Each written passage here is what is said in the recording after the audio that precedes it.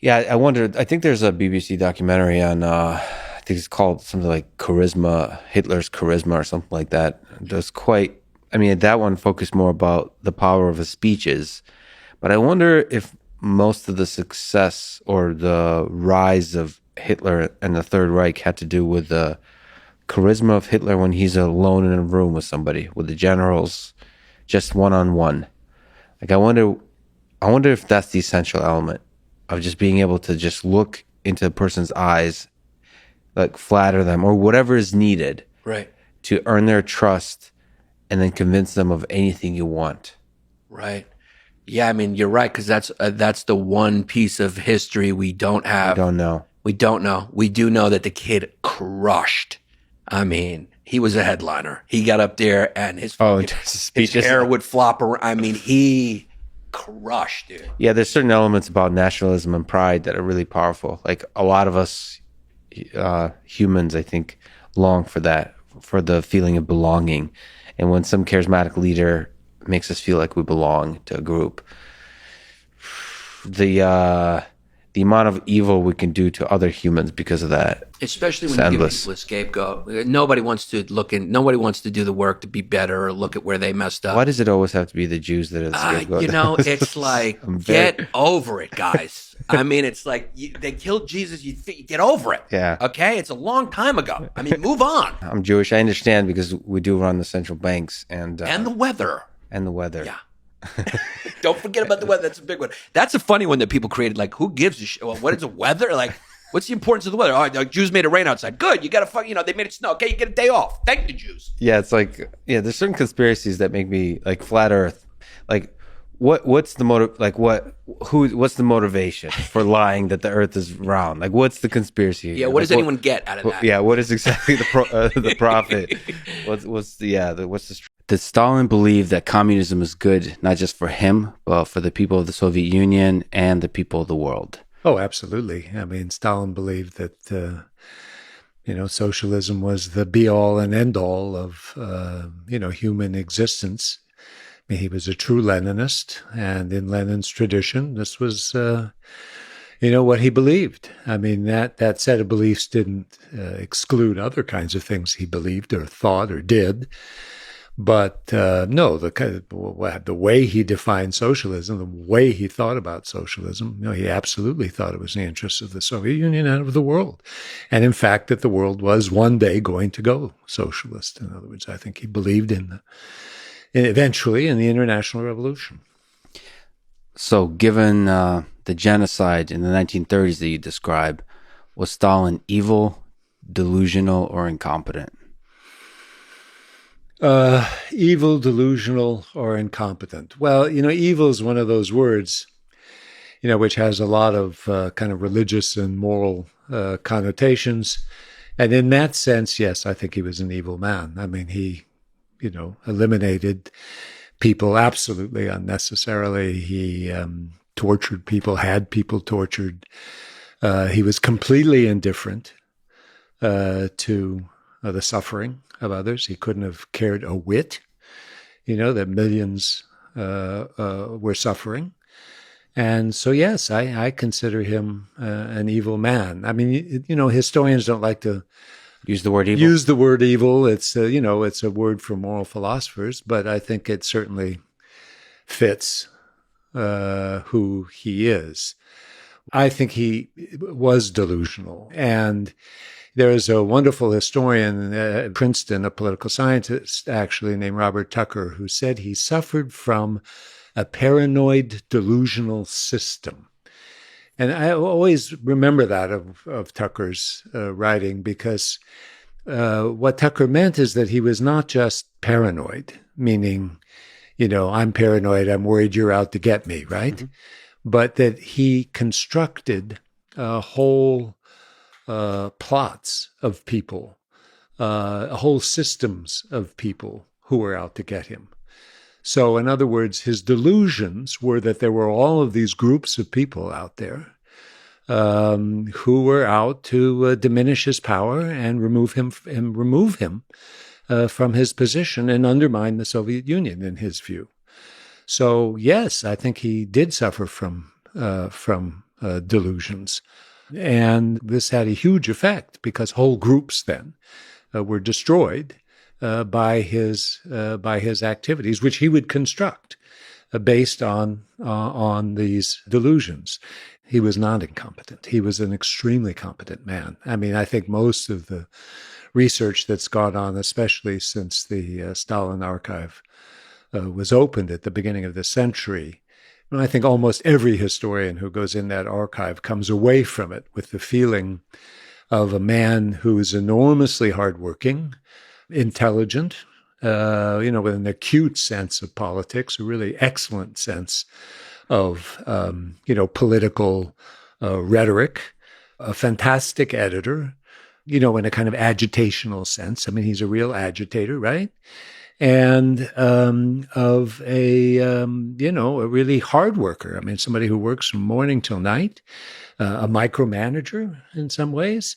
So his competence, I think, was really extreme. Now, there were times when that fell down, times in the 30s, times in the 20s, times during the war, where he made mistakes. It's not as if he didn't make any mistakes.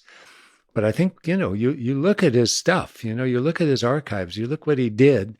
I mean, this is an enormously competent man who in many, many different areas of enterprise, because he had this notion that he should know everything and did know everything. I remember one archive, Djela, it's called, a kind of folder that I looked at where he actually went through the wines that were produced in his native Georgia and wrote down how much they should make of each of these wines, how many, barrels they should produce of these wines, which grapes were better than the other grapes, sort of correcting, in other words, what people were putting down there. So he was, his competence ranged very wide, or at least he thought his competence ranged very wide. I mean, both things I think are the case. If we look at this paranoid delusional system, Stalin was in power for 30 years. He is, many argue, one of the most powerful men in history. Did, in his case, absolute power corrupt him, or did it reveal the true nature of the man? And maybe just in your sense, as we kind of build around this genocide of the early 1930s, this paranoid delusional system, did it get built up over time? Was it always there? It's kind of a question of did the genocide, was that always inevitable essentially in this man, or did power create that? I mean, it's a great question, and I don't think you can. I don't think you can say that it was always kind of inherent in the man. I mean, the man without his position and without his power, wouldn't have been able to accomplish what he eventually did in the way of murdering people, and murdering groups of people, which is what genocide is. So, it wasn't sort of in him. I mean, and again, the new research has shown that, he had, his childhood was, not a particularly nasty one. I mean, people used to say, the father beat him up, and it turns out actually it wasn't the father, it was the mother once in a while. But basically, he was not an unusual young Georgian kid or student even. And it was the growth of the Soviet system and him within the Soviet system. I mean, his own development within the Soviet system, I think, that led to the kind of mass killing that occurred in the 1930s. He essentially achieved complete power by the early 1930s. And then as he rolled with it, as you would say, or people would say, it increasingly became murderous. And there was no... there were no checks and balances, obviously, on that murderous system. And not only that, people supported it in the NKVD and elsewhere. He learned how to manipulate people. I mean, he was a superb, political manipulator of those people around him. And we've got new transcripts, for example, of Politburo meetings in the early 1930s, and you read those things, and he uses humor and he uses sarcasm especially. He uses verbal ways to undermine people, to control their behavior and what they do. And he's a really, he's a real, I guess, manipulator is the right word. And he does it with, a kind of skill that on the one hand is admirable, and on the other hand, of course, is terrible, because it ends up, creating the system of terror that he creates. I mean, I guess just to linger on it, I just wonder how much of it is a slippery slope. In the early 1920s, did he think he was going to be murdering even a single person, but thousands and millions?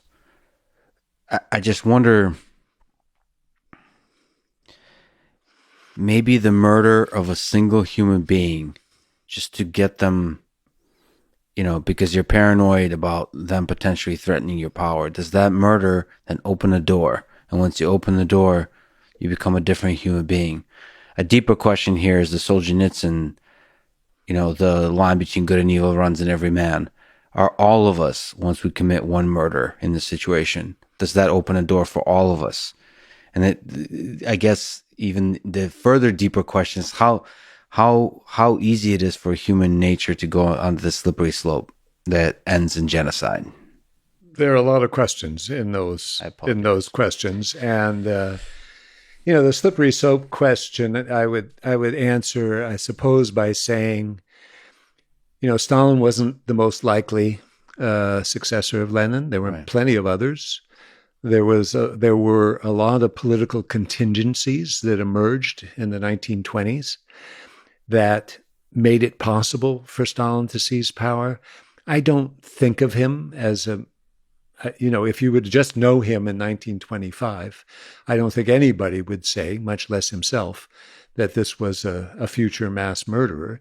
I mean, Trotsky mistrusted him and thought he was a mindless bureaucrat. Others were less mistrustful of him. But, he managed to gain power in the way he did through this bureaucratic and political maneuvering that was very successful. The slippery slope, as it were, doesn't really begin until the 1930s, in my view. In other words, once he gains complete power and control of the Politburo, once the programs that he institutes of the 5-year plan and collectivization go through, once he reverses himself and is able to reverse himself or reverse the Soviet path, to give various nationalities their ability to develop their own cultures and sort of internal politics. Once he reverses all that, you have the Ukrainian famine in 32, 33. You have the murder of Kirov, who is one of the leading figures, in the political system. You have the suicide of his wife. You have all these things come together in 32, 33 that then, make it more likely, in other words, that bad things are going to happen. And people start seeing that, too, around him. They start seeing that it's not a slippery slope. It's a dangerous situation which is emerging, and some people really understand that. So I really do see a differentiation then between the 20s. I mean, it's true that Stalin during the Civil War, there's a lot of good research on that, shows that he already had some of these characteristics of being, as it were, murderous and being dictatorial and pushing people around and that sort of thing. That was all there.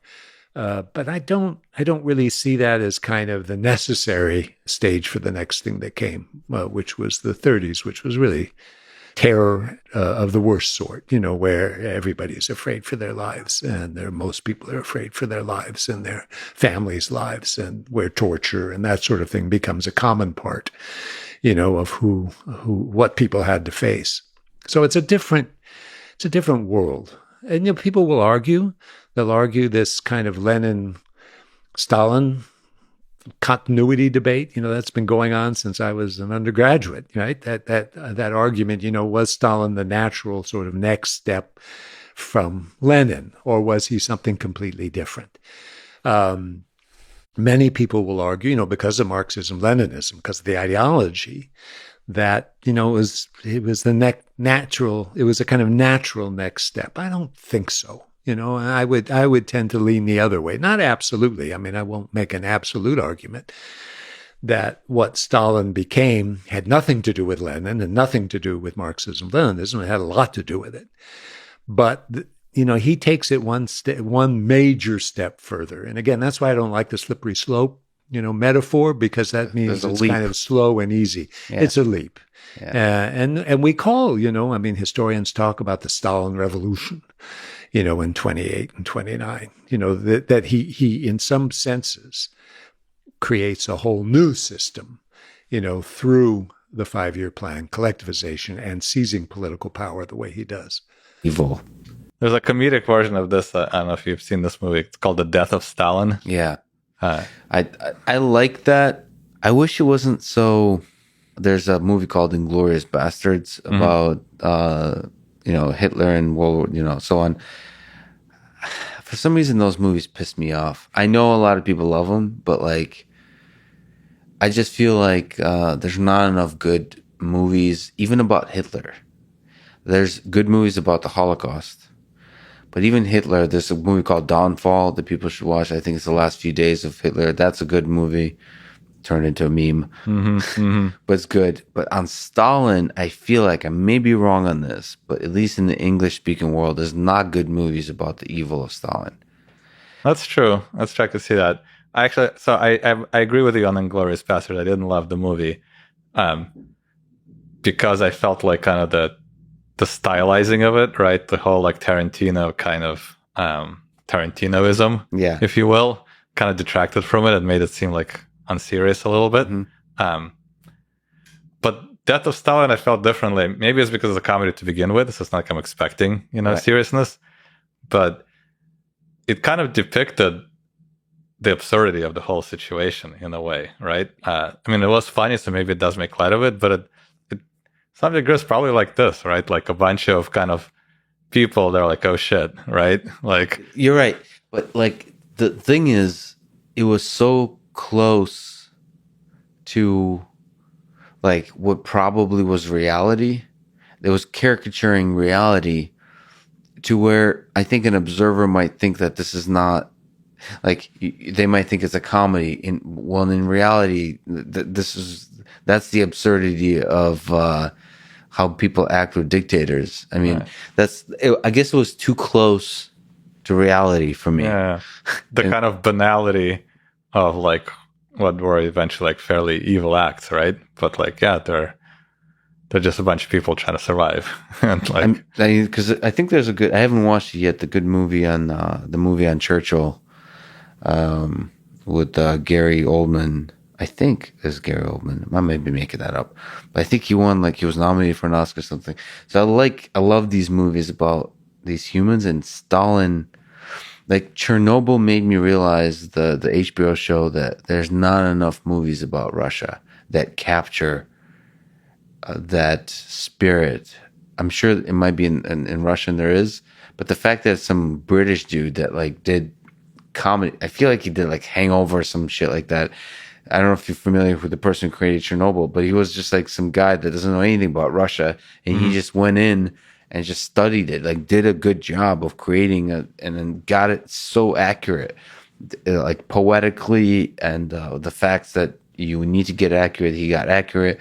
Just the spirit of it, down to the bowls that pets use, just the whole feel of it. It's it's good. Yeah, I saw the series. Yeah, it's incredible. It made me wish that somebody did a good 1930s starvation that Stalin led to, leading up to World War II, and in World War II itself, Stalingrad and so on. I feel like that story needs to be told. Yeah. Millions of people died.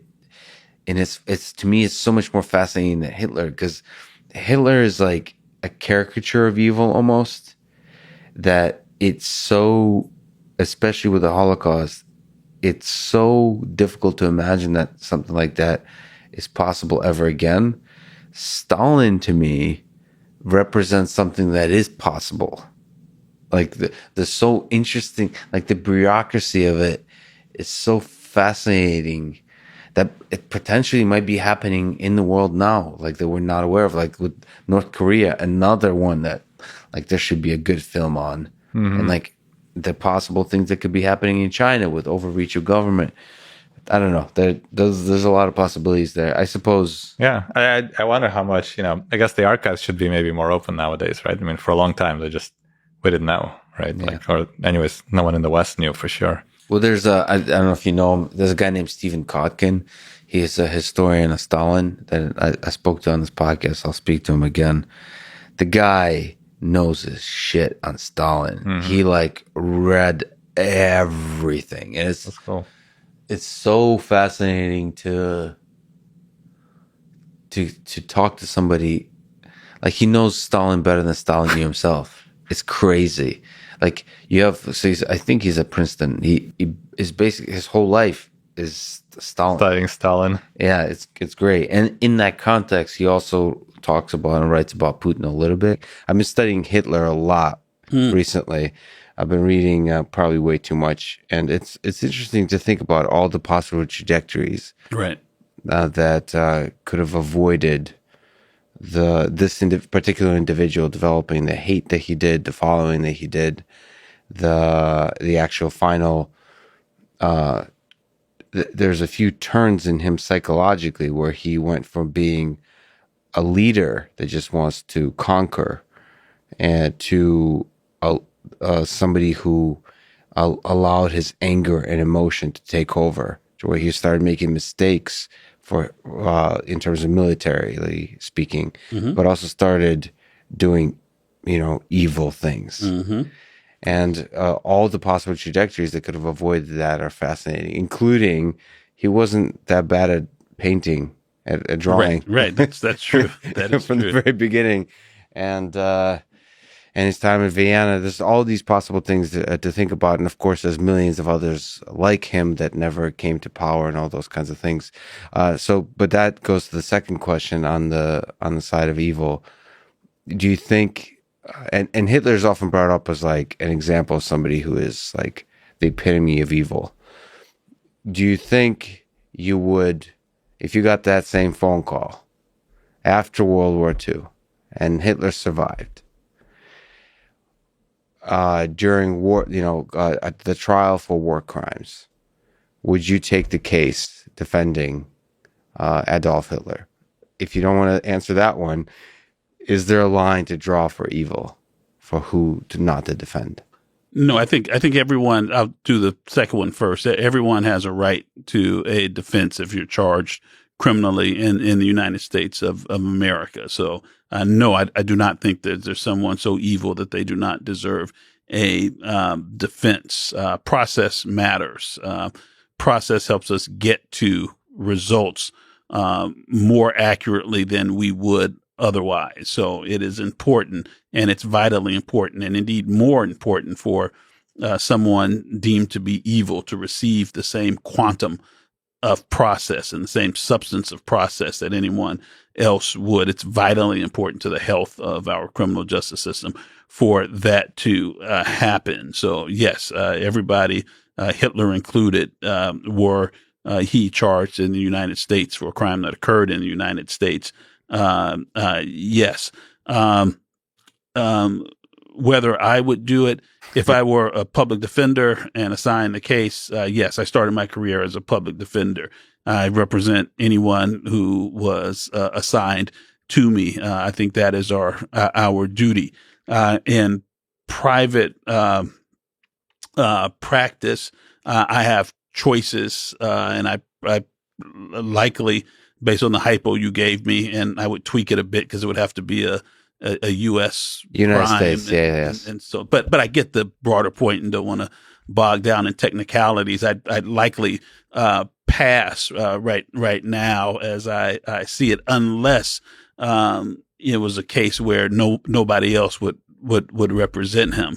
Then I would think that I have some sort of duty and obligation to do it. But yes, everyone absolutely deserves a right to competent counsel. That is a beautiful ideal. It's difficult to think about it in the face of public pressure. It's just, I mean, it's kind of terrifying to watch the masses during this past year of 2020, to watch the power of the masses to make a decision before any of the data is out, if the data is ever out, any of the details, any of the processes. And there is an anger to the justice system. There's a lot of people that feel like, even though the ideal you describe is a beautiful one, it does not always operate justly. It does not operate to the best of its ideals. It operates on... Do you think, from a historical perspective, Hitler could have been stopped from within Germany or from outside? Or this... Well, depends on who you want to focus, whether you want to focus on Stalin or Hitler. But it feels like Hitler was the one, as a political movement, that could have been stopped. I think that the point was that a lot of people wanted Hitler. So he got support from a lot of quarters. There was a number of industrialists who supported him because they thought that the democracy is obviously not working and unstable and you need a strong man. And he was willing to play that part. There were also people in the US who thought that Hitler would stop Stalin and would act as a bulwark against Bolshevism, which he probably would have done, right? Yeah. But at which cost? And then many of the things that he was going to do, like the Holocaust, was something where people thought this is rhetoric. He's not actually going to do this. Right. Especially many of the Jews themselves, which were humanists. And for them, this was outside of the scope that was thinkable. Right. I mean, I wonder if Hitler is uniquely, I want to carefully use this term, but uniquely evil. So if Hitler was never born, if somebody else would come in his place. So like, just thinking about the progress of history, how important are those singular figures that lead to mass destruction and cruelty? Because my sense is Hitler was unique. It wasn't just about the environment and the context that gave him, like another person would not come in his place to do as destructive of the things that he did. There was a combination of charisma, of madness, of psychopathy, of just ego, all those things, which are very unlikely to come together in one person in the right time. It also depends on the context of the country that you're operating in. If you tell the Germans that they have a historical destiny in this romantic country, the effect is probably different than it is in other countries. Sure. But Stalin has killed a few more people than Hitler did. And if you look at the probability that you survived under Stalin, Hitler killed people if he thought they were not worth living, or if they were harmful to his racist project, right? He basically felt that the Jews would be too cosmopolitan and would not be willing to participate in a racist redefinition of society and the value of society and an ethno-state in this way, that as he wanted it to have it. So he saw them as a harmful danger, especially since they played such an important role in the economy and culture of Germany. And so he had some radical but rational reason to murder them. And Stalin just killed everyone. He basically, the Stalinist purges were such a random thing where he said that there's a certain possibility that this particular part of the population has a number of German collaborators or something, and we just kill them all. Yeah. Right? Or if you look at what Mao did, the number of people that were killed in absolute numbers were much higher under Mao than they were under Stalin. So it's super hard to say. The other thing is that you look at Genghis Khan and so on, how many people he killed. Where you see there are a number of things that happen in human history that actually really put a substantial dent in the existing population, or Napoleon. And it's very difficult to eventually measure it, because what's happening is basically evolution on a human scale, where one monkey figures out a way to become viral and is using this viral technology to change the patterns of society at a very, very large scale. And what we find so abhorrent about these changes is the complexity that is being destroyed by this. That it's basically like a big fire that burns out a lot of the existing culture and structure that existed before. Yeah, and it all just starts with one monkey, one charismatic ape, and there's a bunch of them throughout history. Yeah, but it's in a given environment. It's basically similar to wildfires in California, right? The temperature is rising, there is less rain falling, and then suddenly a single spark can have an effect that in other times would be contained. So we were offline talking about Stalin and the evils of the Soviet regime. Yeah. One of the things I mentioned, I watched the movie Mr. Jones, but it's about the 1930s, Holodomor, what would you say, the torture of the Ukrainian people Yeah. by Stalin. One interesting thing to me that I'd love to hear your opinion about is the role of journalism in all of this. And also about 1930s Germany. So what's the role of journalists and intellectuals in a time when trouble is brewing, but it requires a really sort of brave and deep thinking to understand that trouble is brewing?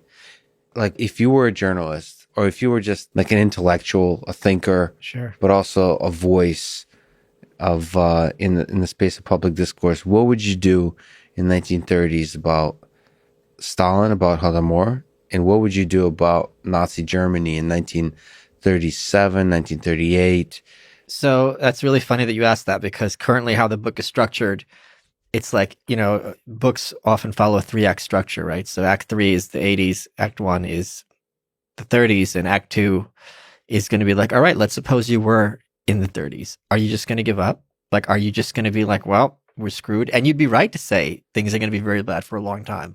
Or are you going to be one of those few who are like, we're going to do something about this, and, we're going to go down swinging?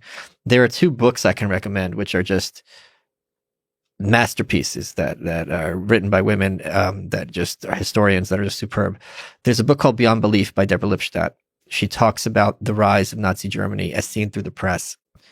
And what was amazing, and she does a great job empathizing with the press and understanding their perspective, is we remember, and Chamberlain gets a bad rap, Neville Chamberlain, for kind of appeasing Hitler, because not that long ago they had the Great War. They had World War I. And they had the carnage that the earth had never seen before. And when you had people made out of meat meeting industrial machines, and plastic surgery was invented as a consequence of this, they're coming back mangled and disfigured. And for what? And this was a world where the Kaiser was the most evil person who ever lived. And we all had the Western propaganda about the Hun and all the rapes and all this barbarism and blah, blah, blah. So not that long later, when you're hearing all this propaganda, which was factual, about Hitler, it's like, we heard this. We heard this 20 years ago. This was all lies. Give us a break. And she has all the quotes from the different agencies and how they addressed it. Plus, they had very limited information. It's not like Nazi Germany was an open society where reporters can walk around, and they were under a lot of pressure as well, in those areas. And Hitler himself was pretty good at, he let some stuff slip, but usually he made it seem like he wants peace. He wants world peace. This was amazing. They were making the argument that because all these Jews were being beaten up on the street, this was the hot take of the day, that Hitler was weak, because since Hitler's a statesman and he can't control these hooligans, that shows his control and power is tenuous, and this is all going to go away. By the quickly. way, I mean, Hitler thought that too. He was kind of afraid of the brown shirts or whatever. Like, he was afraid of these hooligans a little bit. Like, they were useful to him, but like at a certain point, like, yeah, they can get in the way. Yeah. That's why he wanted to get control of the military, the army, like their regiment. Like if you want to take over the world, you can't do it with hooligans. Right. You have to do it with an actual army. And then you had Kristallnacht, which was a nationwide pogrom. And then all the news agencies universally were like, oh crap, we got this wrong. And the condemnation was universal. So that book traces the West's reaction to what's going on there, and including the reaction to the incipient Holocaust, as people being, what they knew, when did they know. There was not ambiguity about it. People, I think there's this myth that she dispels that that they didn't know the Holocaust was happening or they didn't care. They were aware, but they were already at war with Nazi Germany. Like what else could they do at that point, to rescue all these Jews? So that's a superb book. And Anne Applebaum, I think the book is called Red Famine, came out fairly recently. And she brings the receipts. And she's this is something I really hate with the binary thinkers, where people think, if you're a Democrat, you're basically a communist. They call Joe Biden a Marxist. It's just like, she's a hard lefty. She's, has TDS. But this book just systemically lays out what Stalin did. By the way, I'm triggered by the binary thinkers. And for those who don't know, TDS 0011 is Trump derangement syndrome. Yes. So they, forced the starvation of this entire population. And it's not only that, it's like they knew if you weren't starving by looking at you, that you were hiding food. So they'd come back to your house at night and break your fingers in the door, or burn down your house, and now you're on the street without food because you lied, because this is the people's food. You're a kulak, you're a landowner. And very quickly a kulak, which meant like peasant landowner, became anyone who had a piece of bread.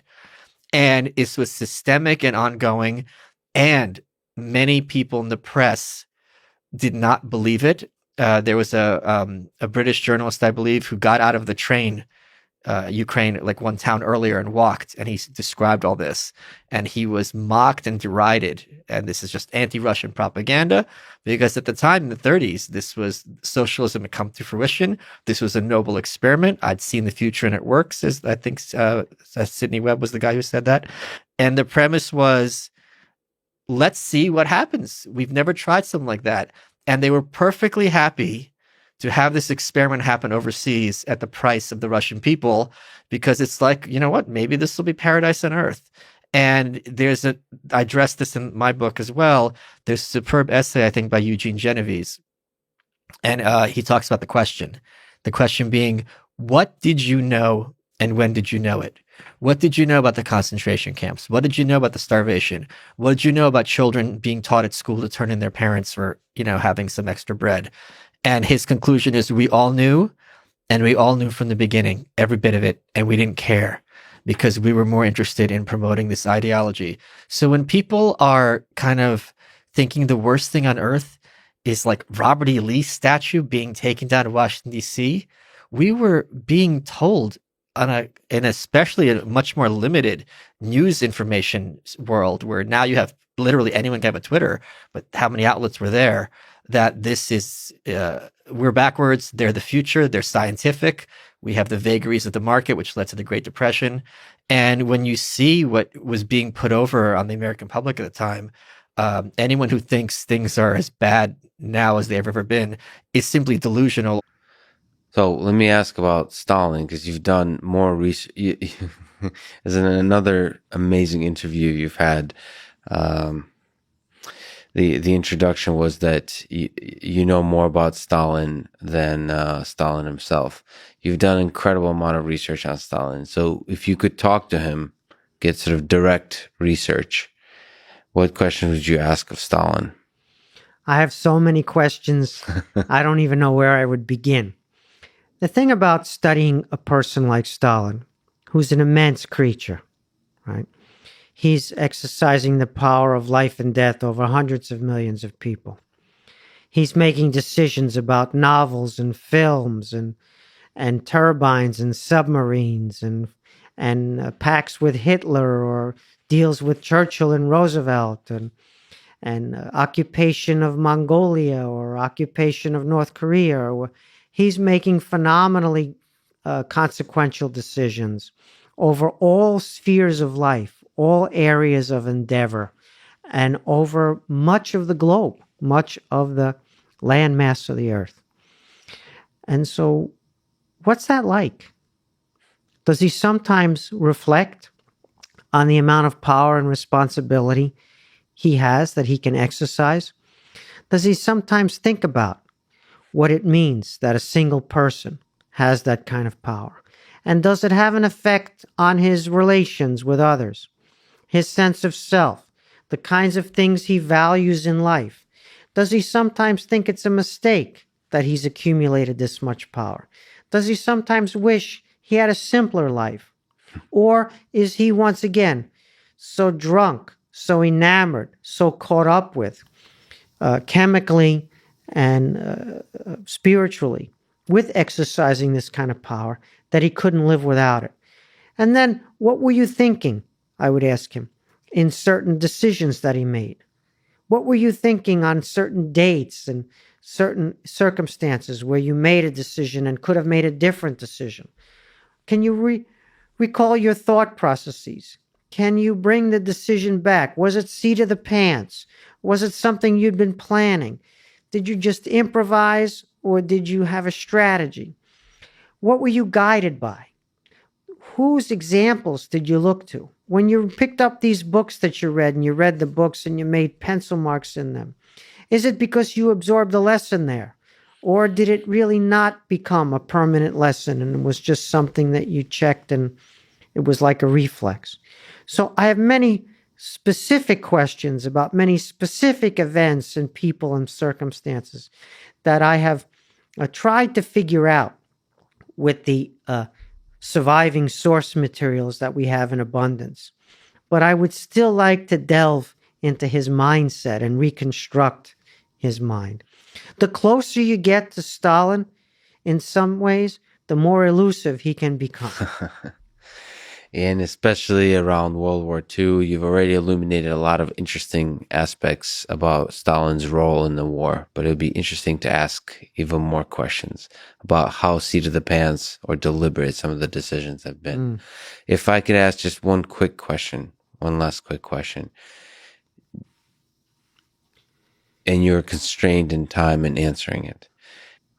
First of all, you've described a fascinating thought, which is Stalin as having amassed arguably more power than any man in history. It's an interesting thing to think about. But can you tell about his journey to getting that power after the Russian Revolution? How does that perhaps echo to our current discussion about institutions and so on? And just in general, the story I think is fascinating of how one man is able to get more power than any other man in history. It is a great story, not necessarily from a moral point of view, but if you're interested in power, for sure, it's an incredible story. So we have to remember that Stalin is also a product of circumstances, not solely his own individual drive, which is very strong. But, for example, World War I breaks the Tsarist regime, the Tsarist order, Imperial Russian state. Stalin has no participation whatsoever in World War I. He spends World War I in exile in Siberia. Until the downfall of the Tsarist autocracy in February 1917, Stalin is in Eastern Siberian exile. He's only able to leave Eastern Siberia when that regime falls. He never fights in the war. He's called up briefly towards the end of the war and is disqualified on physical grounds because of physical deformities from being drafted. The war continues after the Tsarist regime has been toppled in the capital and there's been a revolution. The war continues, and that war is very radicalizing. The peasants begin to seize the land after the Tsar falls, essentially destroying much of the gentry class. Stalin has nothing to do with that. The peasants have their own revolution, seizing the land, not in law, but in fact, de facto, not de jure land ownership. So there are these really large processes underway that Stalin is alive during, but not a driver of. The most improbable thing happens, which is a very small group of people around the figure of Vladimir Lenin announces that it has seized power. Now, by this time, in October 1917, the government that has replaced the Tsar, the so-called provisional government, has failed. And so there's not so much power to seize from the provisional government. What Lenin does is he does a coup on the left. That is to say, Soviets, or councils, as we would call them in English, which represent people's power or the masses participating in politics, a kind of radical grassroots democracy, are extremely popular all over the country and not dominated by any one group, but predominantly socialist or predominantly leftist. Russia has an election during the war, a free and fair election for the most part, despite the war, at the end of 1917, in December 1917. And 3/4+ of the country votes socialist in some form or another. So the battle was over the definition of socialism and who had the right to participate in defining socialism. Not only what it would be, but who had the right to decide. So there's a coup by Lenin's group known as the Bolsheviks against all the other socialists. And so Lenin declares a seizure of power whereby the old government has failed. People's power, the councils, known as the Soviets, are going to take their place. And Lenin seizes power in the name of the Soviets. So it's a coup against the left, against the rest of the left, not against the provisional government that has replaced the Tsar, which has already failed. And so Stalin is able to come to power along with Lenin in this crazy seizure of power on the left against the rest of the left in October 1917, which we know as the October Revolution, and I call the October coup, as many other historians call. The October Revolution happened after the seizure of power. What's interesting about this episode is that the leftists who seize power in the name of the Soviets, in the name of the masses, in the name of people's power, they retain their hold. Many times in history, there's a seizure of power by the left, and they fail. They collapse. They're cleaned out by an army or what we call forces of order, by counter-revolutionary forces. Lenin's revolution, Lenin's coup, is successful. It is able to hold power, not just seize power.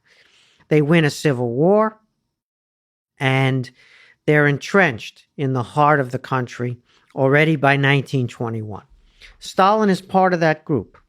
Lenin needs somebody to run this new regime in the kind of nitty-gritty way. Lenin is the leader, the undisputed leader in the Bolshevik Party, which changes their name to Communists in 1918.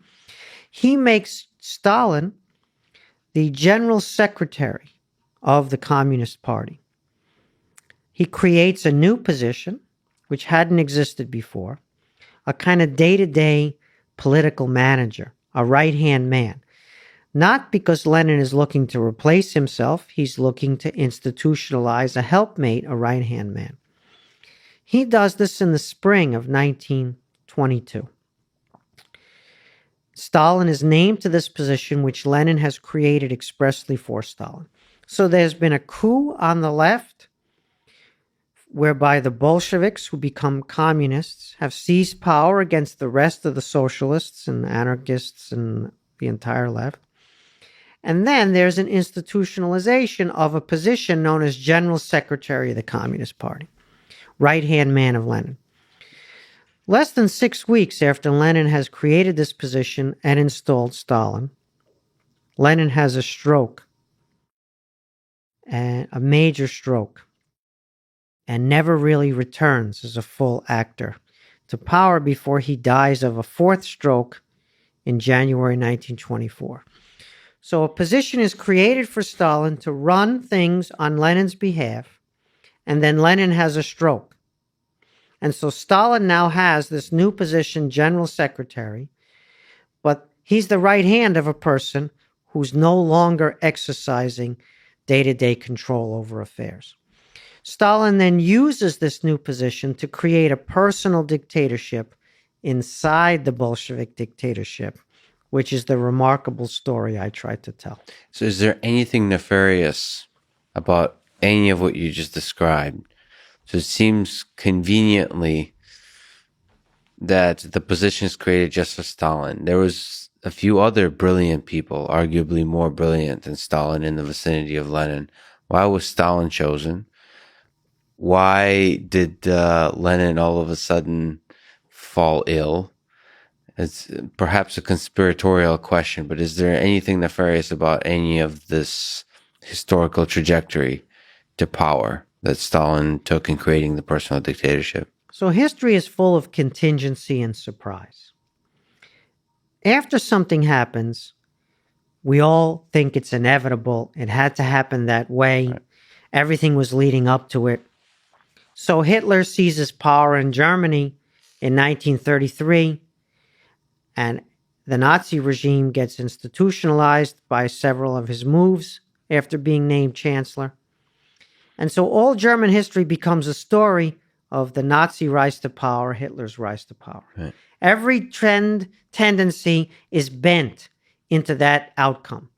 Things which don't seem related to that outcome all of a sudden get bent in that direction. And other trends that were going on are no longer examined because they didn't lead to that outcome. But Hitler's becoming Chancellor of Germany in 1933 was not inevitable, it was contingent. He was offered the position by the traditional conservatives. He's part of the radical right, and the traditional right named him Chancellor. The Nazi Party never outright won an election that was free and fair before Hitler came to power.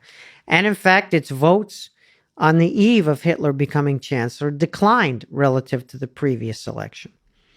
So there's contingency in history. And so Lenin's illness, his stroke, the neurological and blood problems that he had were not a structure in history.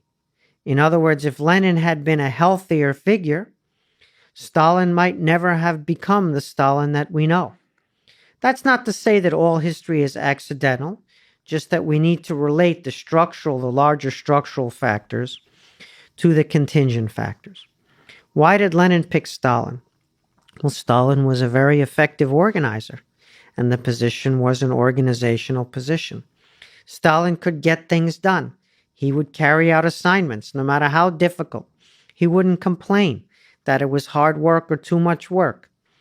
He wouldn't go off womanizing and drinking and ignore his responsibilities. Lenin chose Stalin among other options because he thought Stalin was the better option. Once again, he wasn't choosing his successor because he didn't know he was going to have this stroke. Lenin had some serious illnesses, but he had never had a major stroke before. So, the choice was made based upon Stalin's organizational skills and promise against the others who were in the regime. Now, they can seem more brilliant than Stalin, but he was more effective, and I'm not sure they were very brilliant. Well, he was exceptionally competent, actually, at the tasks for running a government, of the executive branch, right, of a dictator. Yes, he turned out to be very adept at being a dictator. Yes. And so, if he had been chosen by Lenin and had not been very good, he would have been pushed aside by others. Yeah. You can get a position by accident. You can be named because you're someone's friend or someone's relative.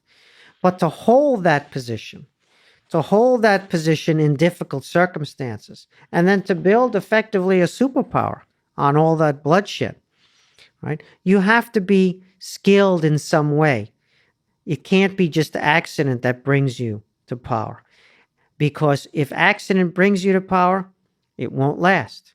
Just like we discovered with Putin, he had some qualities that we didn't foresee at the beginning. and he's been able to hold power, not just be named into. Now, Putin and Stalin are very different people. These are very different regimes. I wouldn't put them in the same sentence. My point is not that one resembles the other. My point is that when people come to power for contingent reasons, they don't stay in power unless they're able to manage it. And Stalin was able to build a personal dictatorship inside that dictatorship. He was cunning, he was ruthless, and he was a workaholic. He was very diligent. He had a phenomenal memory, and so he could remember people's names and faces and events. And this was very advantageous for him as he built the machine that became the Soviet state and bureaucracy. One of the things, maybe you can correct me if I'm wrong, what you've made me realize is this wasn't some kind of manipulative personality trying to gain more power solely, like kind of an evil picture of a person, but he truly believed in communism. He, you know, as far as I can understand, again, you can correct me if I'm wrong, but he wanted to build a better world by having infusing communism into the country, and perhaps into the whole world. So maybe my question is, what role does communism as an idea, as an ideology, play in all of this, in his rise to power, in the people of the time, in the Russian people, actually just the whole 20th century? You're right. Stalin was a true believer, and this is very important. He was also hungry for power and for personal power, but just as you said, not for power's sake, not only for power. He was interested in enacting communism in reality and also in building a powerful state. He was a statist, a traditional Russian statist in the imperial sense. And this won him a lot of followers. The fact that they knew he was a hardcore, true believing communist won him a lot of followers among the communists. And the fact that he was a hardcore defender of Russian state interests, now in the Soviet guise, also won him a lot of followers. Sometimes those groups overlapped, the communists and the Russian patriots, and sometimes they were completely different groups, but both of them shared an admiration for Stalin's dedication to those goals and his abilities to enact them. And so it's very important to understand that however thirsty he was for power, and he was very thirsty for power, that he was also driven by ideals. Now, I don't necessarily think that everyone around Stalin shared those ideals. We have to be careful not to make everybody into a communist true believer, not to make everybody into a great statist Russian patriot, but they were widespread and powerful attractions for a lot of people. And so Stalin's ability to communicate to people those that he was dedicated to those pursuits and his ability to drive towards them were part of his appeal. However, he also resorted to manipulation. He also resorted to violence. He lied. He spoke out of all sides of his mouth. He slandered other people. He sabotaged potential rivals. He used every underhanded method and then some in order to build his personal dictatorship. Now, he justified this, as you said, by appeals to communism and to Soviet power. To himself as well, too. To himself and to others. And so he justified it in his own mind and to others. But certainly any means, right, were acceptable to him to achieve these ends. And he identified his personal power with communism and with Russian glory in the world. So he felt that he was the only one who could be trusted, who could be relied upon to build these things. Now, we put ourselves back in that time period. The Great Depression was a very difficult time for the capitalist system. There was mass unemployment, a lot of hardship, fascism, Nazism, Imperial Japan there were a lot of associations that were negative with the kind of capitalist system that was not 100%, not a monolith, but had a lot of authoritarian incarnations. There was imperialism, colonies that even the democratic rule of law capitalist states had non-democratic, non-rule of law colonies under their rule. So the image and reality of capitalism during that time period between World War I and World War II was very different from how it would become later. And so in that time period, in that interwar conjuncture, after World War I, before World War II, communism held some appeal inside the Soviet Union for sure, but even outside the Soviet Union, because the image and reality of capitalism disappointed many people. Now, in the end, communism was significantly worse. Many more victims, and the system, of course, would eventually implode. But nonetheless, there were real problems that communism tried to address.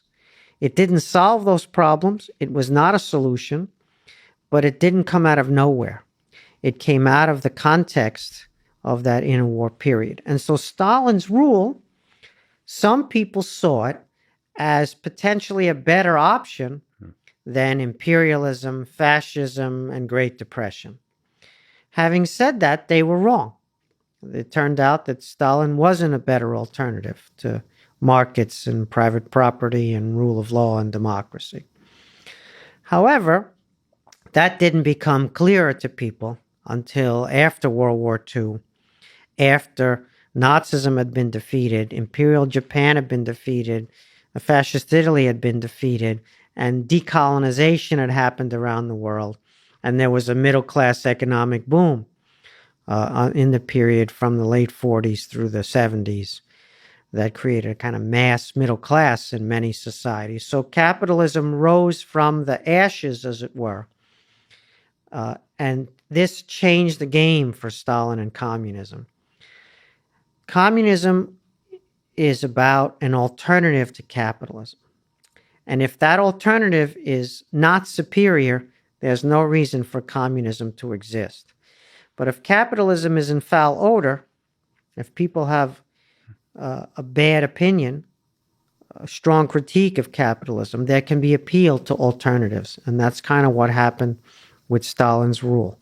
But after World War II, the context changed a lot. Capitalism was very different, much more successful, not nonviolent compared to what it was in the interwar period. And the Soviet Union had a tough time competing against that new context. Now, today, we see similarly that the image and reality of capitalism is under question again, which leads some people to find an answer in socialism as an alternative. So, yeah, and I mean, it makes me wonder, well, looking at some of the biggest leaders in human history, to ask the question of what was the motivation? What was the motivation for even just the revolutionaries like Lenin, Trotsky, and Stalin? What was the motivation? Because it sure as hell seems like the motivation was, at least in part, driven by the ideas, not self-interest of like power. For Lenin, it was, I think he was a true believer and an actual narcissist who thought he was the only one who could do it. Stalin, I do think, just wanted power and realized, well, I don't know. Look, he wrote very passionately when he was young. He really believed in communism. In the beginning, he did. I'm always fascinated is I'm like, around 1920, what happened, right? Post-revolution, you crush the whites. Now it's all about consolidation. That's where the games really began. Yeah. And then I'm like, I don't think that was about communism. Yeah, maybe it became a useful propaganda tool, but it still seemed like he believed in it. Whether it was, of course, this is the question. I mean, this is the problem with conspiracy theories for me, and this is legitimate criticism towards me about conspiracy theories, which is, just because you're not like this doesn't mean others aren't like this. So, like, I can't believe that somebody be like deeply two-faced. Oh, I've met them. You're welcome to Washington. But like, I think that I would be able to detect. I don't think so. No. These people are good, man.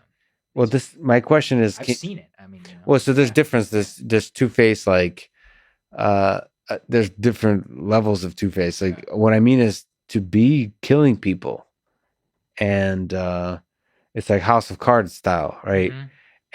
And still present a front like you're not killing people. I don't know if I guess it's possible, but I just don't see that at scale.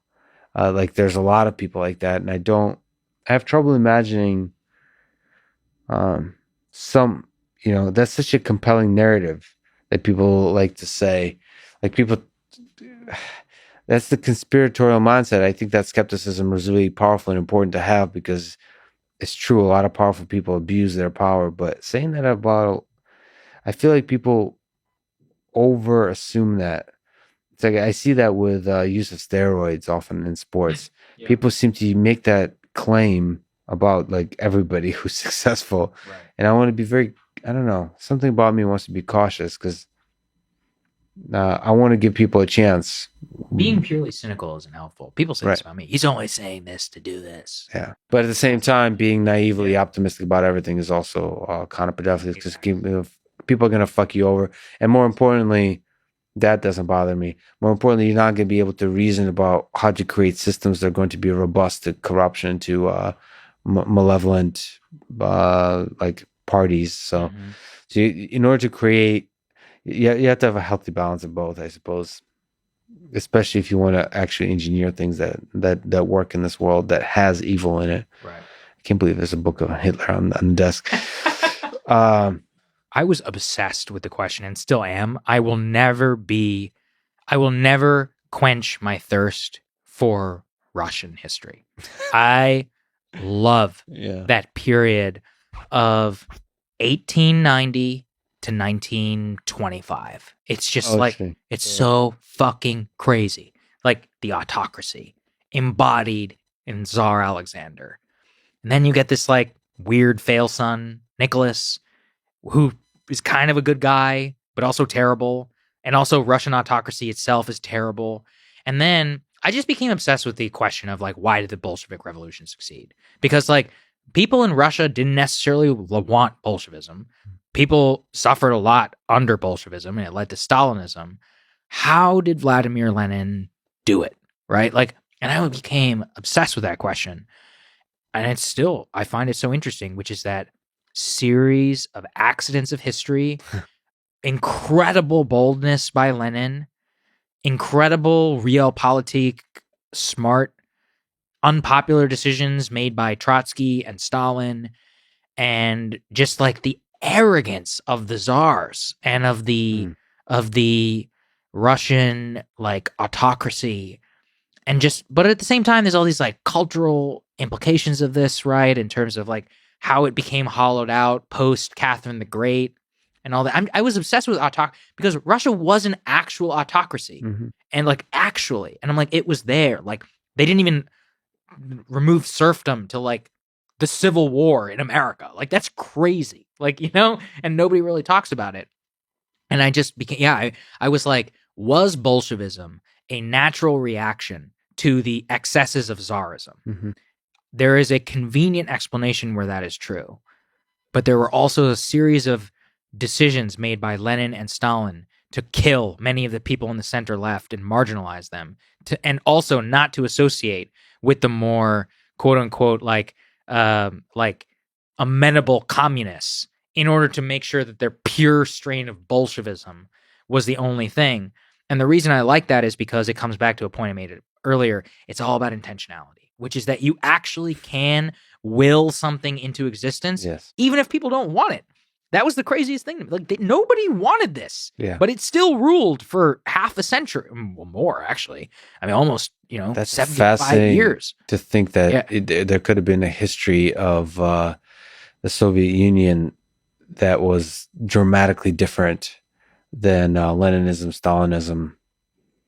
That was completely different. Like almost would be the American story. Yeah, easily. I mean, there's a world where, and I don't have all the characters. There's like Kerensky, and then there was like whoever Lenin's number two, Stalin's chief rival, and even the Soviet Union led by Trotsky, that's a whole other world, right? Like literally a whole other world.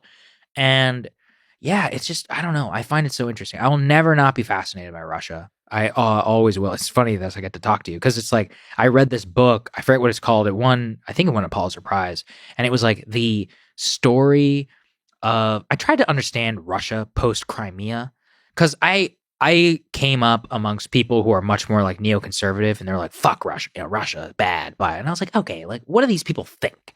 And we have this narrative of like the fall of the Soviet Union, and then I read this book from the perspective of Russians who lived through the fall, and they were like, "This." I was like, "This is terrible." Like, actually, the introduction of capitalism was awful, and like the rise of all these crazy oligarchs. That's why Putin came to power to like restore order to the oligarchy. And he still talks to this day. Do you guys, I mean, that's always the threat of like, do you want to return to the 90s? Right. Do you want to return to Yeltsin? Yeah. And like, but the thing is, in the West, we have this like our own propaganda of like, no, Yeltsin was great. That was the golden age. What could have been with Russia? And I was like, well, what do actual Russians think? And so that, I'll always be fascinated by it. And then just like to understand the idea of feeling encircled by NATO and all of that, you have to understand like Russian defense theory all the way going back to the Tsars has always been defense in depth in terms of having Estonia, Lithuania, and more as like protection of the heartland. I'm not justifying in this, so NATO shills, like, please don't come after me. But, and look, Estonians like NATO. They want to be in NATO, so I don't want to minimize that. I'm more just saying, like, I understand him and Russia much better, having done that. And we are very incapable in America. I think this is probably because my parents are immigrants and I've traveled a lot, of just putting yourself in the mind of people who aren't Western and haven't lived a history, especially our lives, of America's fucking awesome. We're the number one country in the world. Like, I'm like, we're literally better than you, like in many ways. And they can't empathize with people who have suffered so much. Yeah. And it's just so interesting to me. There's no better gifts in this world than a book about Hitler. So thank you so much. I've gotten a gift when we were just talking about flying, the watch from Joe Rogan, and this almost beats it. So so tell me what this particular book on Hitler is. So this is volume 2. Yes. So this is Ian Kershaw. He wrote the famous 2-volume on Hitler. I'm a big book nerd, and I spend a lot of time reading biographies in particular. So this one, if you need a 1-volume, Rise and Fall of the Third Reich, right? I think you talked about that, William Shirer, because that's like Hitler's rise, Nazi Germany, the war, etc. But I like bios because it's a good biography is story of the times, right? And so this one, the first volume, it does exactly that, which is that it doesn't just tell the story of Hitler. It's the context of poor, this kid in Austria, and he's got all these dreams, but then actually pretty courageous in terms of World War I, right? Gets pinned a medal on by the Kaiser. And then what it's like to lose World War I and actually like lose this stain, and then the rise within, everybody knows that story, the beer hall putsch and all of that. This one I like, and the reason I like Kershaw is obviously, number one, it's English, which is actually hard, right? Like in order to write that story, who can do both the primary source material and then translate it for people like us. But he tells the dynamic story of Hitler so well in this second volume, just like the level of detail. And you've talked about this, Lex, like what was it like inside that room, inside with Chamberlain? Like what was it like in terms of who was this like magnetic madman who did convince the smartest people in the world at the time? And, up until like 1940, the Soviet gamble, like it took tremendous risks, but like highly calculated. Thinking, no, I'm not going to pay for this one. I'm not going to pay for this one. And he had a remarkable ability, not just to put himself in the minds of the German people, but in terms of his adversaries, like when he was across from Mussolini. He's like, how exactly did Mussolini, the guy who created fascism, becomes like second fiddle to Hitler? I think it's an amazing bio. And like Ian Kershaw, along with Richard Evans, 2 of my favorite authors on the Third Reich. No question. Do you think he was born this way, that charisma, whatever that is? Or was it something he developed strategically? That's like the question you apply to some of the great leaders. Was he just a madman who had the instinct to be able to control people when in the room together with them, or is this like he worked at it? I think he worked at it, and but also there is an innate quality. I'm forgetting his name. His lifelong Rudolf, the one who flew to Berlin in like 1940. I forget his name. Anyway, so he helped Hitler write Mein Kampf, and he was like slavishly devoted to him in prison. This is 1925 or something like that. And so you read that and you're like, well, how does he get this like crank wacko to basically believe he's like the second coming, help him write this book? I mean, literally, they lived together in the prison cell and they would wake up every day. And as he was composing Mein Kampf, and because of the beer hall putsch and all that, had this like absolute ability to gather people around him. I think his greatest skill is he was just a very good politician. Truly. I mean, if you look at his ability in order to read coalitional politics and then convince exactly the right people in order to follow him. I think I heard you ask this once, and I've thought about it a lot, which is like, who could have stopped Hitler in Germany, right? Like, it's always like the ever-present question. Of course, like the whole baby Hitler thing. Really, the answer is Hindenburg. Like, Hindenburg was the person who could have stopped and had the immense standing within the German public. The only, real like war hero. Definitely was personally skeptical of fascism and Nazism, and didn't like Hitler. And didn't like him, and he knew he was full of shit. He was like, "Yeah, I think this guy is dangerous. I think this guy could do a lot of damage to the Republic." But he acceded basically to Hitler at the time, and I think that he was one of the main people who could have done something about it. And also, he was able to convince the generals and military. I mean, that was very interesting, and to convince Chamberlain and just the other political leaders. Okay, I've recently almost done with the rise and the fall of the Third Reich. It's one of the historical descriptions of Hitler's rise to power, Nazis' rise to power. There's a few philosophical things I'd like to ask you to see if you can help. Like, one of the things I think about is how does one be a hero in 1930s Nazi Germany? What does it mean to be a hero?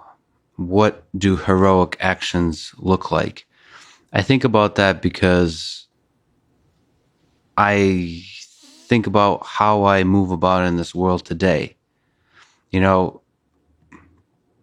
That we live in really chaotic and tense times, where I don't think you want to draw any parallels between Nazi Germany and modern day in any of the nations we can think about, but it's not out of the realm of possibility that authoritarian governments take hold, authoritarian companies take hold, and I'd like to think that I could be, in my little small way, and inspire others to take the heroic action before things get bad. And I kind of try to place myself in what would 1930s Germany look like. Is it possible to stop a Hitler? Is it even the right way to think about it? And how does one be a hero in it? I mean, you often talk about that living through a moment in history is very different than looking at that history, when you look back. I also think about would it be possible to understand what's happening, that the bells of war are ringing. It seems that most people didn't seem to understand, late into the 30s, that war is coming. That's fascinating. On the United States side, inside Germany, like the opposing figures, the German military didn't seem to understand this. Maybe the other countries, certainly France and England, didn't seem to understand this. So I kind of tried to put myself into 1930s, 30s Germany, as I'm Jewish, which is another little twist on the whole. Like, what would I do? What should one do?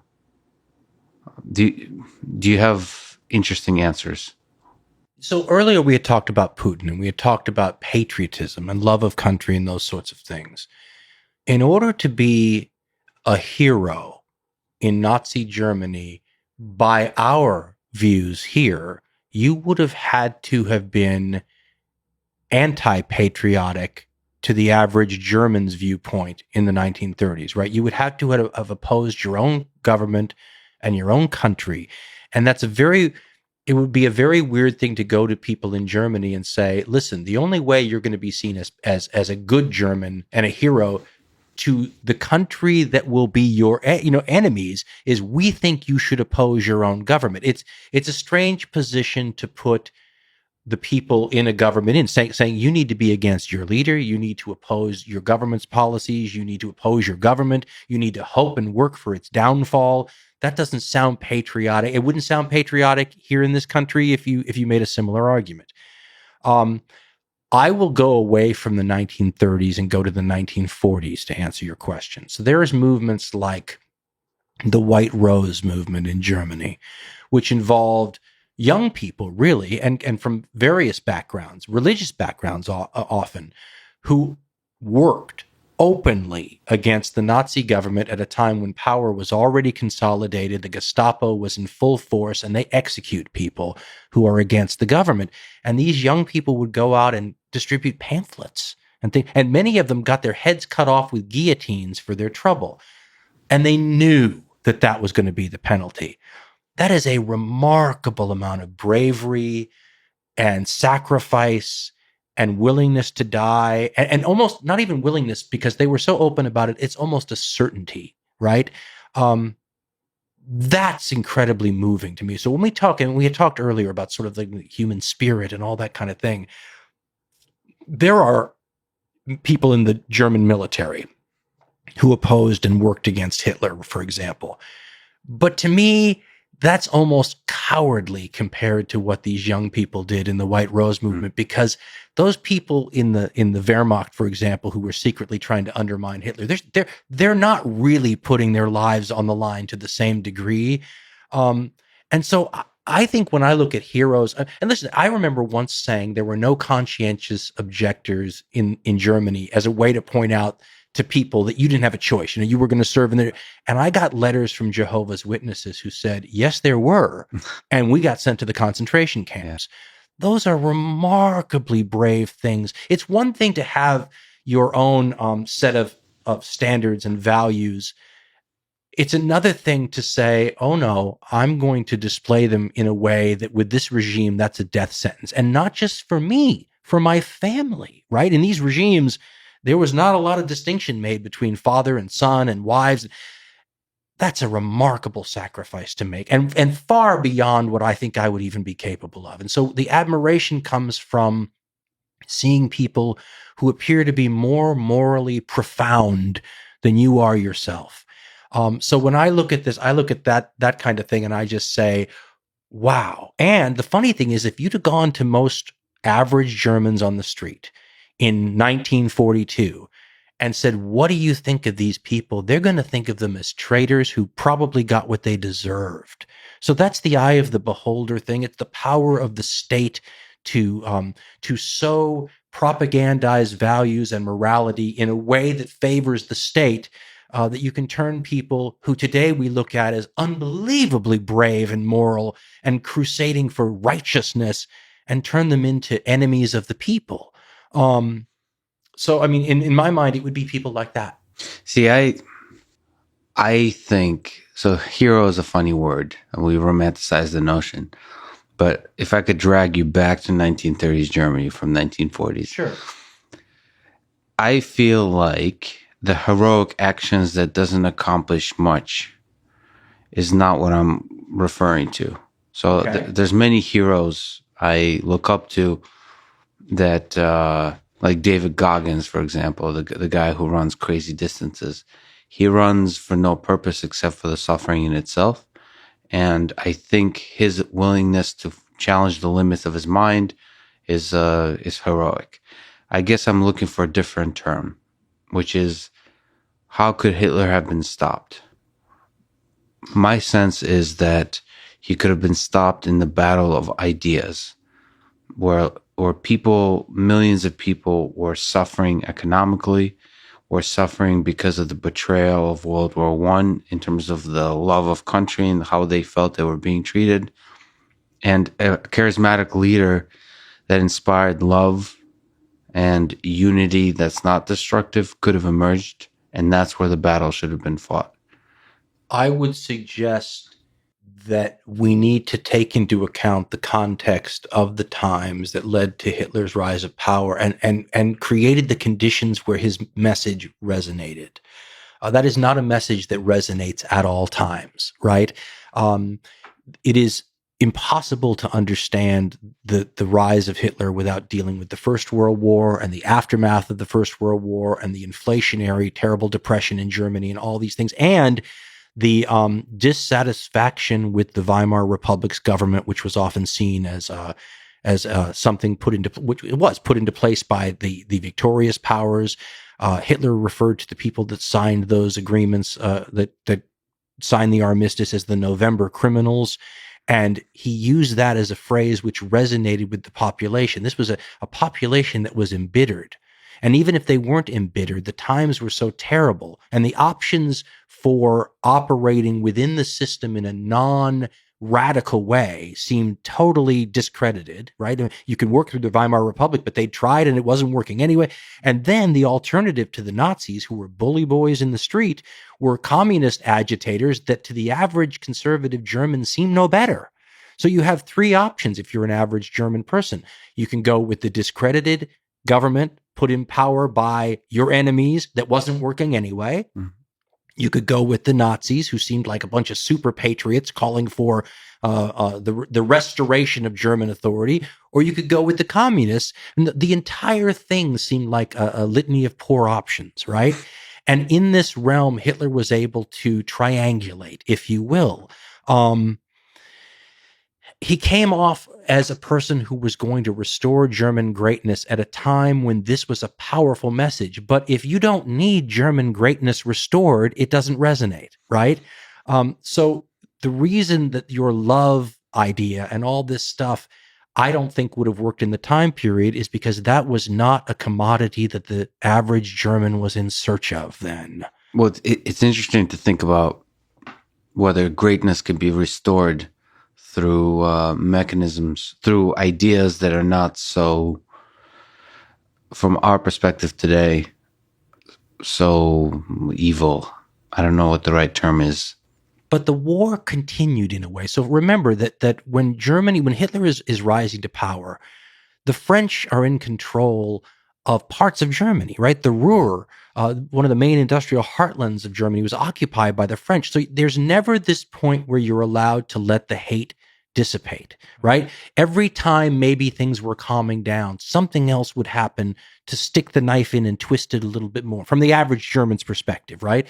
The reparations, right? So if you say, okay, well, we're going to get back on our feet, the reparations were crushing. These things prevented the idea of love or brotherhood and all these things from taking hold.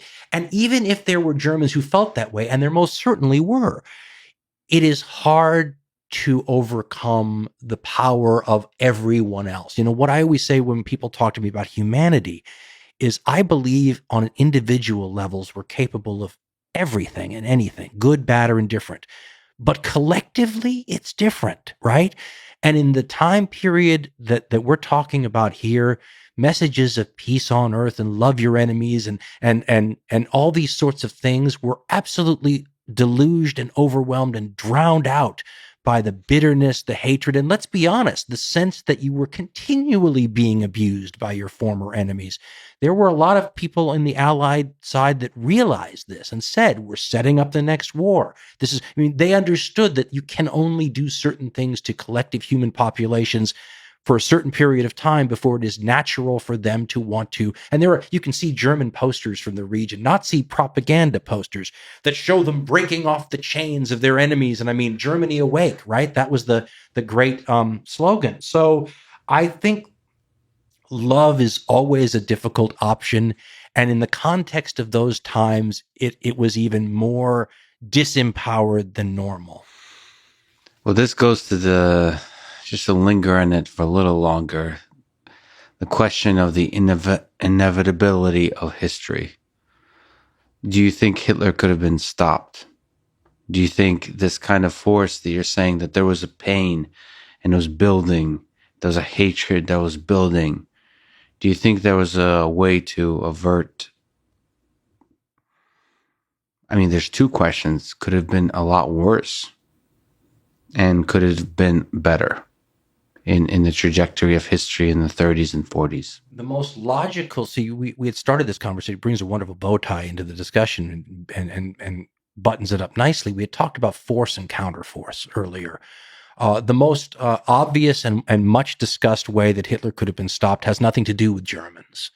When he remilitarized the Rhineland, everyone talks about what a couple of French divisions would have done had they simply gone in and contested. And this was something Hitler was extremely, I mean, it might have been the most nervous time in his entire career because he was afraid that they would have responded with force, and he was in no position to do anything about it if they did.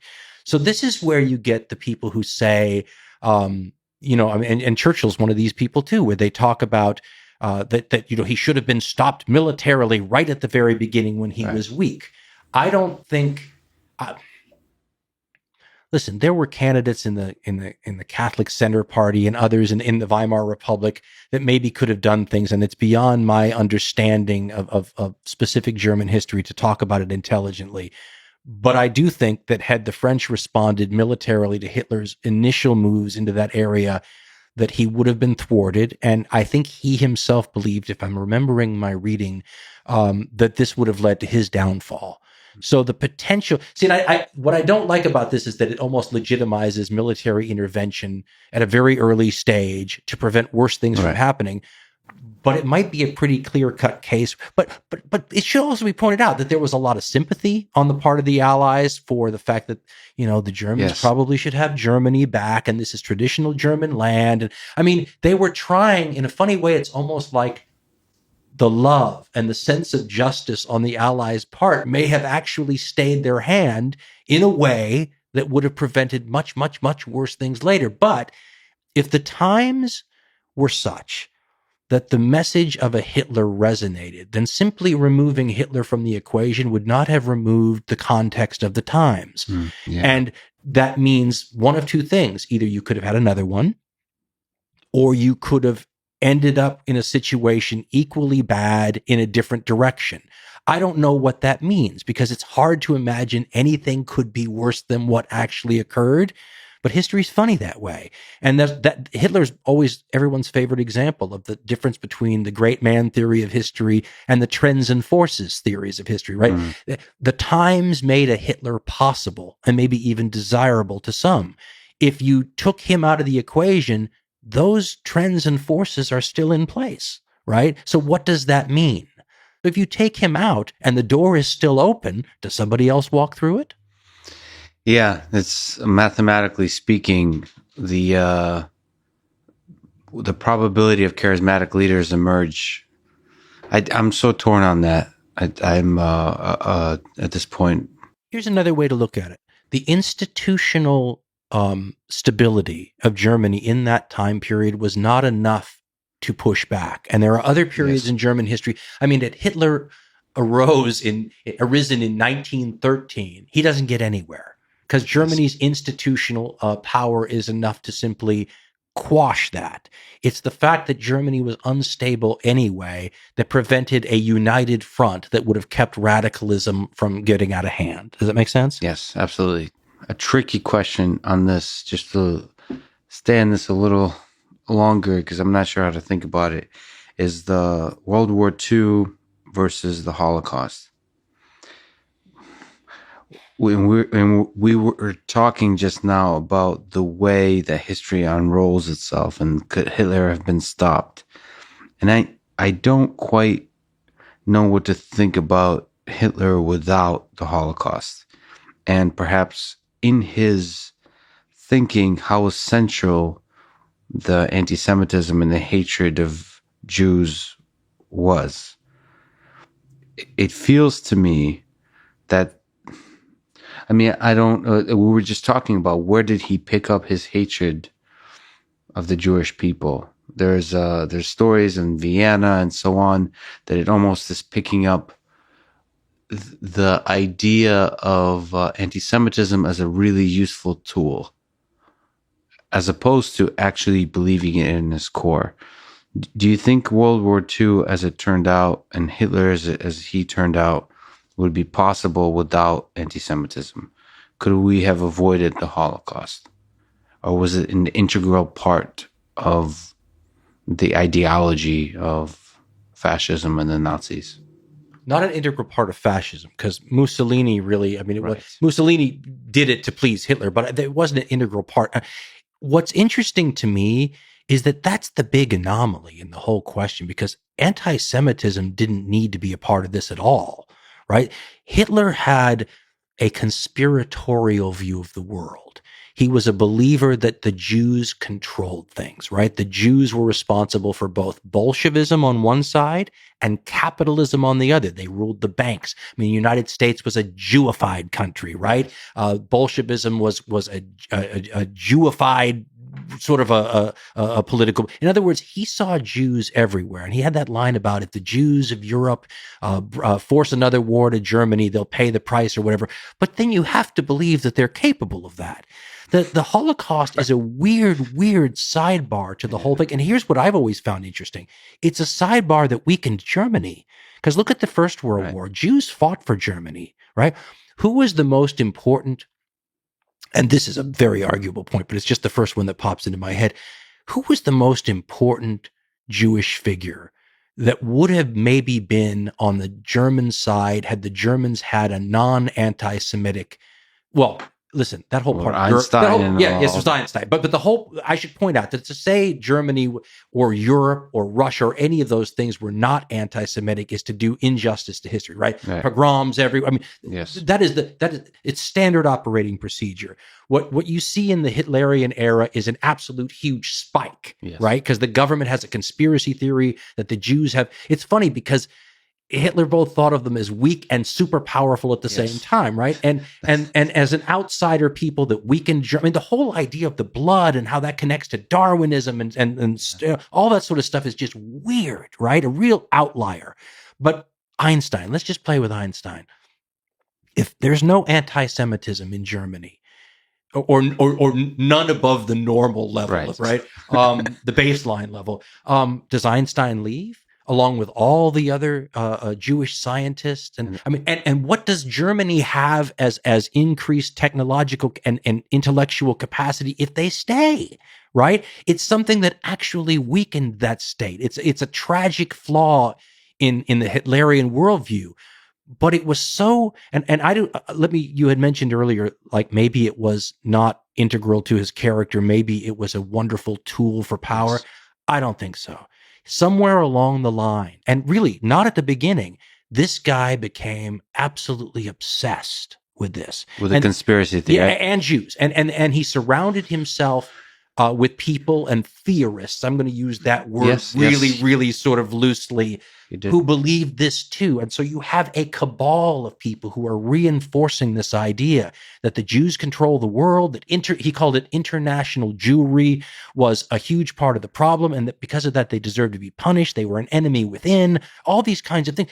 It's a nutty conspiracy theory that the government of one of the most, I mean, the big thing with Germany was culture, right? They were a leading figure in culture and philosophy and all these kinds of things, and that they could be overtaken with this wildly, wickedly weird conspiracy theory, and that it would actually determine things.